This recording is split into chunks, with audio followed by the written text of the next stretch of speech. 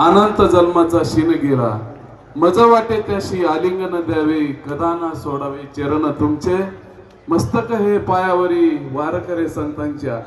आज श्री संत शेख मोहम्मद महाराजांच्या समाधी सोहळ्याच्या निमित्त ज्यांचं काल्याचं कीर्तन झालं, असे जगाच्या कल्याणासाठी आयुष्य परमार्थ क्षेत्रामध्ये ज्यांनी घालवलं असे जगन्नाथ पाटील।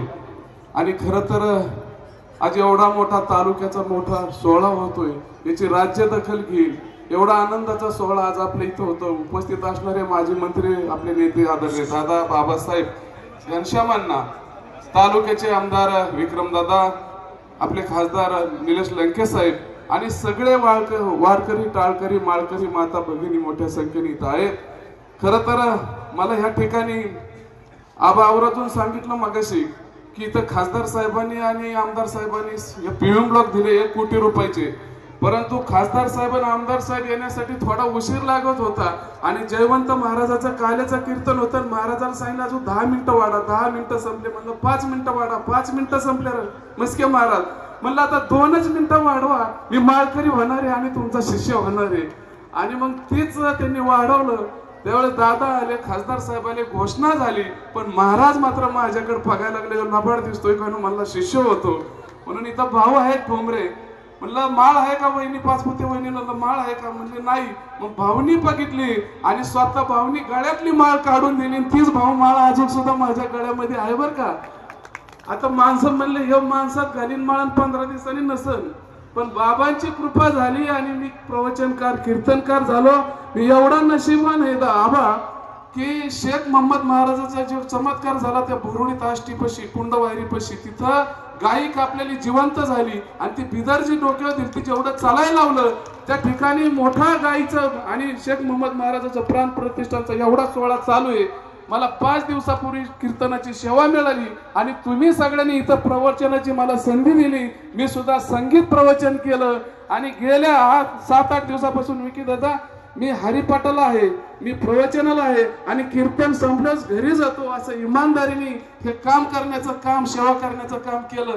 पण आबा तुम्ही सगळ्यांनी ही संधी मला बोलण्याची दिली, मी यासाठी उभा आहे की आता कार्यक्रम लय मोठा होतोय। साईबाबाचं बालाजीचं देशाच्या बाहेर नाव झालं, पण समतेचं अधिष्ठान असणारा शेख मोहम्मद महाराजाचं नाव उद्या विश्वामध्ये गेलं पाहिजे, याच्यासाठी मी तुम्हाला विनंत्याने आणि सगळे वारकऱ्याच्या वतीने प्रार्थना करणार आहे।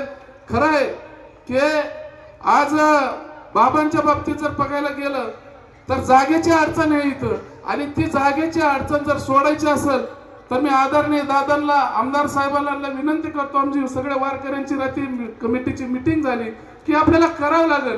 विकी दादा तुम्हाला मनापासून धन्यवाद देतो।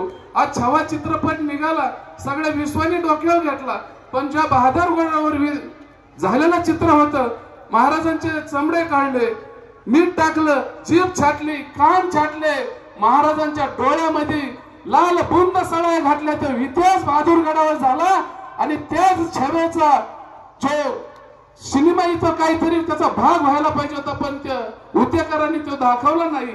ठीक आहे, त्यांनी छावा दाखवल्या याच्याबद्दल त्यांना धन्यवाद देतो, पण ह्या महाराष्ट्र विधान भवनात जे आपण सगळ्यांनी आपला छावा पाठवला, त्या छाव्याने काल मला 2 दिवसापूर्वी मुंबईला बोलवलं विकी दादांनी, तुम्ही या मुख्यमंत्र्याला भेटायचे आणि 200 कोटी रुपयाची मागणी केली बहादूरगडावर, आणि त्या ठिकाणी सुद्धा हा इतिहास उद्या विश्वाला कळायला पाहिजे। आणि तोच इतिहास मोहम्मद महाराजाचा सुद्धा विकी दादा उद्याच्या काळात साईबाबा सारखं शेख मोहम्मद महाराजाचा प्रस्ताव व्हावा आणि विश्वामध्ये ही समतेचं अधिष्ठान दिसावा, यासाठी सगळेजण तुम्ही एकत्र या। मुख्यमंत्री साहेबांची भेट घेऊन आपण जागेचा प्रश्न तर सोडू, पण इथं सुद्धा निधी आणण्यासाठी, मोठा भरीव निधी आणण्यासाठी आपण प्रयत्न करावा, अशा सर्व वारकऱ्यांच्या वतीने तुम्हाला विनंती करतो। आणि दुसरी आबा माळकरी झालं म्हणून नाही, पण ह्या सगळ्या वारकऱ्यांना आता विकी दादा एक बसायची अडचण असती, माळकऱ्याला टपरी पुढे थांबता येत नाही, एखाद्या हॉटेलमध्ये बसता येत नाही कोथिंबीर साहेब, म्हणून आम्ही सगळ्या वारकऱ्यांच्या वतीने विनंती करतो, इथं महिला भजनी मंडळ हरिपाठामध्ये दुपारचं भजनामध्ये हा सगळा आनंद बघितलाय। विकी दादा इथं वारकऱ्यांसाठी एक वारकरी भवन झालं पाहिजे स्वतंत्र, त्यांना हक्काने येऊन बसता आलं पाहिजे, तिथं बाथरूमची सगळी व्यवस्था झाली पाहिजे, फ्रेश होता आलं पाहिजे। आणि तिथं सर्व वारकऱ्यांच्या वतीने विनंती करतो, आपण सगळ्यांनी पंक्ती अतिशय सुंदर जेवण याचा सुद्धा स्वाद घेतलाय. भरभरून असा कार्यक्रम दान देणाऱ्याने सुद्धा भरभरून दान दिलं. असं सगळ्याचं कौतुक करतो आणि मला बोलण्याची संधी त्याबद्दल आभार मानतो आणि आपल्याला खूप खूप यात्रेच्या शुभेच्छा देतो. थांबतो. धन्यवाद. धन्यवाद.